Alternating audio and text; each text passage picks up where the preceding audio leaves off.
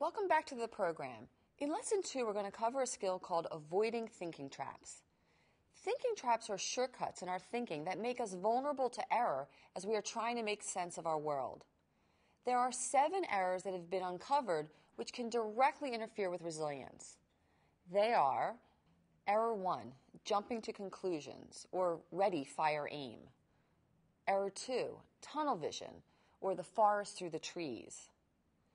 Error 3, overgeneralizing, character assassination. Error 4, magnifying and minimizing, the wrong side of the binoculars.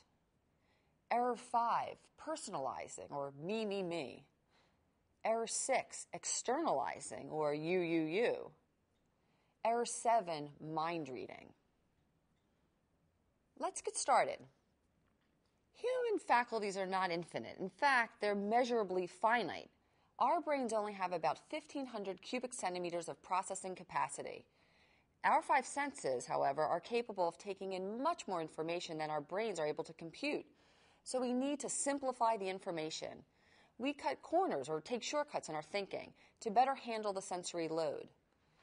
Doing this means that we're not getting a direct readout on the world, so our thoughts and beliefs about the world are vulnerable to error. As it turns out, we make fairly predictable mistakes as we try to make sense of our world. 7 of these errors directly interfere with our resilience, with how we handle the setbacks and stresses in our daily lives.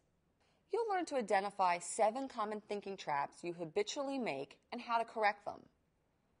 You'll learn a process to check your beliefs for any errors which cause inaccurate thinking and inappropriate consequences. You'll hear 7 short vignettes that exemplify the 7 most common thinking traps. After each scenario, I want you to briefly describe where the thinking seems illogical and give me examples of times when you may have made similar mistakes. I remember when I did this section of the program. I really felt that I could only identify with 2 thinking traps that occurred frequently for me. So I didn't really focus on the rest. I later realized that I fell into almost all of the traps at one point or another. That's why I would suggest that you try to understand all of the thinking traps, even if you don't think they apply to you right now. After you record examples from your life, I'll teach you tips for avoiding these traps in the future.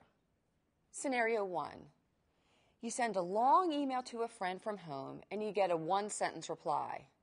You think to yourself, he or she has other friends now and doesn't care about our friendship. Where does the thinking seem illogical? Well, there could be lots of reasons why it was just a quick message. Maybe he was rushing to class. Right. This is an example of jumping to conclusions. Jumping to conclusions is when a person settles on a belief about a cause or an implication when there's little or no evidence to support it. In other words, it's making assumptions without the relevant data. This is considered an umbrella error since all of the thinking traps involve making an assumption of one kind or another. Another way to think of this error is ready, fire, aim, because you're reacting without first checking to make sure you're understanding the situation correctly. You're firing before taking the time to make sure your aim is good. What are some examples of times when you made a similar mistake? I think I do that a lot. Like yesterday, my mom left me 3 messages in about an hour. I didn't even listen to them. I just heard her voice and deleted them because I figured she was calling to complain about me not coming home for vacation. She called again and I picked up, and it turned out that she was calling because my aunt was in an accident. I felt so horrible. I was acting all snotty, and it turns out she really needed me.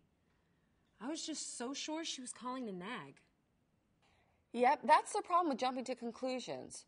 We are certain, and that certainty often makes it so that we don't even bother checking out our assumptions. And that's when we get into problems. Nothing wrong with having assumptions, but they do need to be checked out. Take a minute and record an example of a time you fell into the trap of jumping to conclusions. Describe the adversity or situation, what your B's were, and how jumping to conclusions affected your C's, emotions, and behavior.